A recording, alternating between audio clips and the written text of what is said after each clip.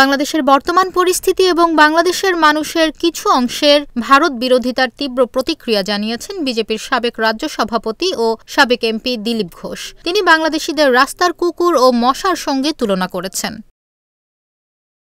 ভারতীয় সংবাদ মাধ্যম স্টেটসম্যান জানিয়েছে, রোববার দলীয় সদস্য সংগ্রহ কর্মসূচিতে শিলিগুড়ি গিয়ে দিলীপ ঘোষ এসব মন্তব্য করেন। বিজেপির এই নেতা বলেন, সারা বিশ্বের কতজন মানুষ বাংলাদেশ সম্পর্কে জানে, কিন্তু ভারত সম্পর্কে সবাই জানে। ভারত এখন চীন ও পাকিস্তানের সঙ্গে টেক্কা দিচ্ছে। ভারতের কূটনৈতিক অবস্থান সঠিক বলেও মন্তব্য করেন দিলীপ ঘোষ। তিনি বলেন, ভারতের পররাষ্ট্র সচিব সম্প্রতি ঢাকা সফর করেছেন। তিনি বাংলাদেশে অস্থিরতা বন্ধ করতে সরকারকে সরাসরি অনুরোধ করেছেন। আমরা বাংলাদেশের পরিস্থিতি নিবিড়ভাবে পর্যবেক্ষণ করছি।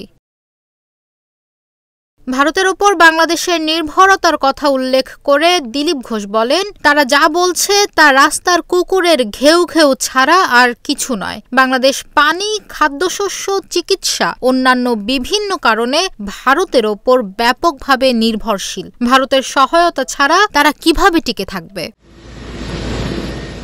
গত 5 আগস্ট ব্যাপক গণ অভ্যুত্থানের মুখে বাংলাদেশের তৎকালীন প্রধানমন্ত্রী শেখ হাসিনা ঢাকা থেকে পালিয়ে দিল্লিতে আশ্রয় নেওয়ার পর বাংলাদেশ ও ভারতের সম্পর্কের অবনতি হয়। এরপর থেকে বিজেপির নেতারা বিভিন্ন সময়ে বাংলাদেশ বিরোধী বক্তব্য দিচ্ছেন।